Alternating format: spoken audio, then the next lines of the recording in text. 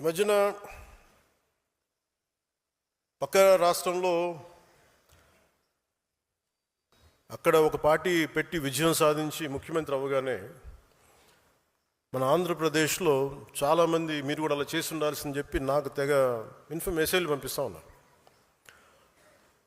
ఊళ్ళో పెళ్ళికి ఏదో హడావుడి ఉంటారు కదా,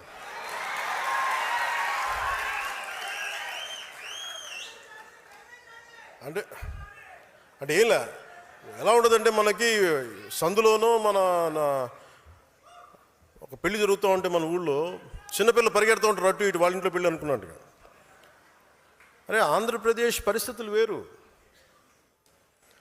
సరే వీళ్ళు చెప్పినట్టుగానే మనం కూర్చొని 2019 నిలబడ్డాం. ఎక్కడ పెట్టారు? 2 చోట్ల ఓడించారు కదా.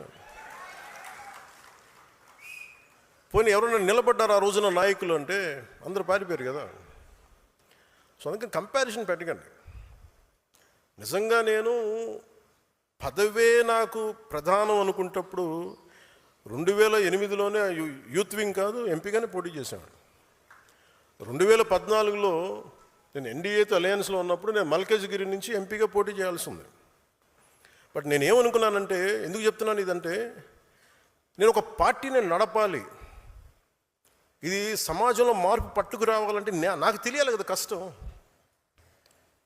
ఒక కమ్యూనిస్ట్ నాయకులను చూస్తే కింద క్షేత్రస్థాయిలోకి వెళ్ళారు, నలిగారు, దెబ్బలు తిన్నారు.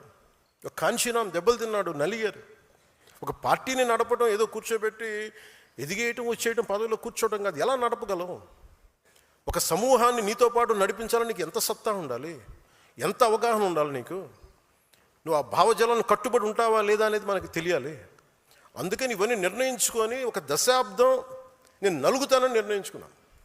అది 2007 నుంచి మొదలుపెట్టిన ప్రయాణం 2014-18 దాకా నడుస్తూనే ఉన్నాను. నలిగాను దశాబ్దం. ఆ తర్వాత 2019 చేశాను. ఎంత గెలుస్తానో తెలియదు, ఓడిపోతానో తెలియదు. బట్ అసలు ఐ వాంటెడ్ ఎక్స్పెరిమెంట్. చూద్దాం ఏం జరుగుద్దాం. దెబ్బ తినకుండా ఏది రాదు. అదే 2024కి దాని గురించి మళ్ళీ వివరిస్తాను మీకు. అంటే ఇవన్నీ నేను ఒక పార్టీని నడపడానికి ఎంత బలం ఉండాలి, ఎంత భావజాలం ఉండాలి, ఎన్ని కఠినమైన పరిస్థితులను ఎదుర్కొంటే తప్ప నేను నడపలేని పార్టీని. ఈ రోజున అందరూ నన్ను వదిలేసిన నేను పార్టీని చాలా ధైర్యంగా ముందుకు తీసుకెళ్ళగలను. ఆ ధైర్యం నాకు ఈ సుదీర్ఘ పుష్కరకాలం నాకు ప్రయాణం నాకు ఇచ్చింది. నాకు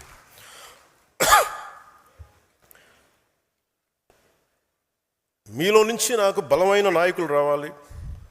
ఈరోజు 100 మందికి సభ్యత్వం నమోదు చేసే స్థాయికి ఎదిగారు.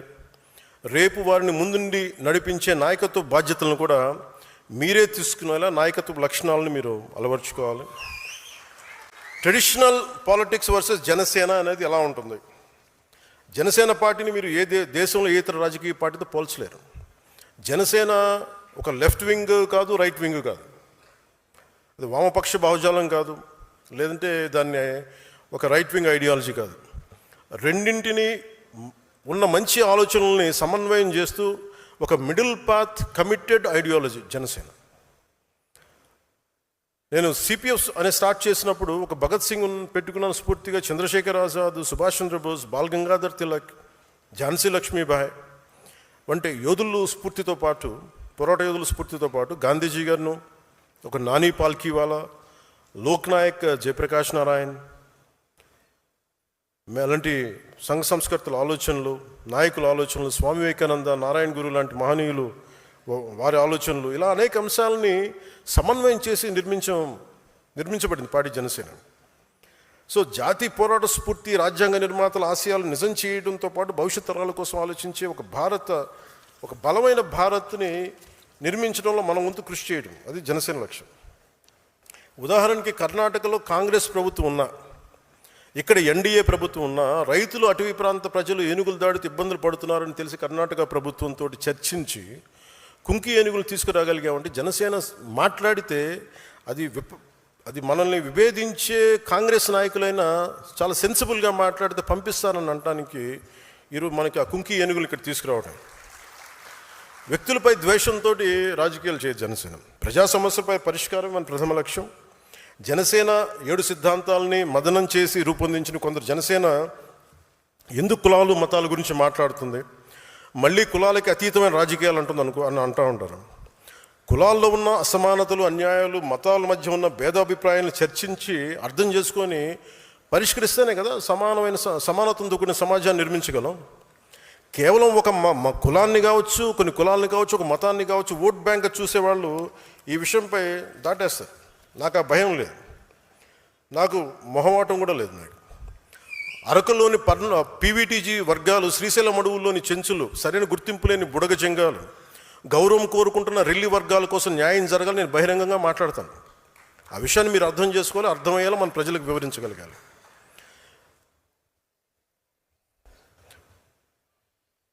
క్రియాశీలక సభ్యత్వం ప్రారంభించడానికి కారణం కార్యకర్తలు కేవలం జెండాలు మోయడానికి, సభలో హాజరు కావడానికి, ర్యాలీలు చేయడానికి కాదు.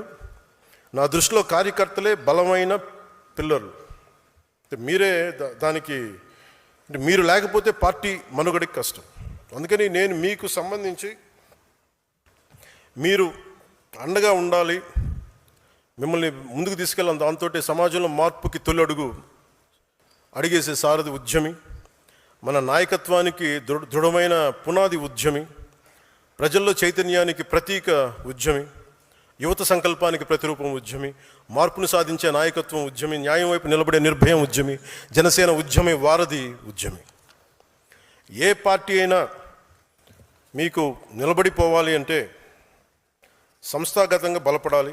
ఆ సంస్థలు ఎలా ఉండాలి? నేను పార్టీ నిర్మాణం ఎప్పటికప్పుడు జరుగుతూనే ఉంది. It's one man driven party కాదు, ఒక కుటుంబం నడిపే పార్టీ అవ్వకూడదని నా లోపల నుంచి నేను కోరుకుంటా ఉన్నా, గుండె లోతుల నుంచి. భవిష్యత్తు ఈరోజు నేను ఒక్కనే నడుపుతున్నాను, కానీ ఒక రోజున ఇది ప్యూర్లీ ఐడియాలజికలీ డ్రివెన్ పార్టీగా ఉండాలి. అందుకనే నేను ఇది మీ అందరికీ స్థానం కల్పించే పార్టీ కావాలి. సగటు మధ్యతరగతి మనిషి కూడా దీన్ని నడిపే స్థాయికి రావాలి. మధ్యతరగతి మనిషి విలువలు, వారి ఆలోచన విధానం పార్టీలో ఉండాలి. నేను ముందు పార్టీ పెట్టినప్పుడు నన్ను అర్థం చేసుకుంది, సిపిఎఫ్ని పెట్టినప్పుడు వామపక్ష భావజాలంతో ఉన్న ఒక హ్యూమన్ రైట్స్ లాయర్ కీర్తిశేషులు భువనగిరి చంద్రశేఖర్ గారు, అలాగే నేనంటే ఎంతో ఇష్టపడి ఒక గద్దర్ గారు, ఒక గుడిలో ఒక పూజారి, ఒక చెంచు యువకుడు, ఒక టిఫిన్ బండి విజయనగరం ఒక టిఫిన్ బండి నడిపే యువకుడు, ఎక్కడో అమెరికాలో కూర్చున్న ఒక ప్రొఫెసర్, ఇలా ఒక్కళ్ళు కాదు అనేక డిఫరెంట్ గ్రూప్స్ నుంచి జనసేన భావజాలానికి ముందుకు వచ్చారు. నా దగ్గర ఉన్నది ఒక సమూహం, అది ఒక సేన, ఆ నిబద్ధతతో కూడిన సేన. దానిని నేను పార్టీని ముందుకు తీసుకెళ్ళాలి. ఎలా తీసుకెళ్ళాలంటే ఫస్ట్ భావమే కాబట్టి ఆ భావాన్ని బలంగా పట్టుకునే వాళ్ళని ఫస్ట్ వాళ్ళ ముందు ఈ సమూహం ముందు ఉంటారు. వాళ్ళని నేను ఈ రోజును జనసేన రక్షాదళ్గా చూడాలనుకుంటున్నాను. జనసేన ఏ ఉద్దేశంతో అయితే ప్రారంభించబడిందో, ఏ ఉద్దేశాలనైతే దారి తప్పకుండా కాపాడే సమూహం ఇది. అవసరమైతే క్షేత్రస్థాయిలో పోరాటం చేసే సిద్ధాంతం బలం కలిగిన సైన్యం ఇది. వీళ్ళకి అనుసంధానమైందే వాళ్ళకి ఫుట్ సోల్జర్స్ బ్లాక్, అంటే భావాన్ని పట్టుకొని కూర్చునే వాళ్ళు, అలాగే ఆ భావాన్ని అవసరమైతే క్షేత్రస్థాయిలో నిలబడి పోరాటం చేయగలిగే వాళ్ళు నిర్వాహక్ దళ్. అలాగే దీన్ని ఒక పొలిటికల్గా ముందుకు తీసుకెళ్లాలంటే, ఒక పొలిటికల్ బ్లాక్గా చూడాలంటే పరిపాలక దళ్. అంటే రక్షాదళం, నిర్వాహక దళం, పరిపాలక దళం.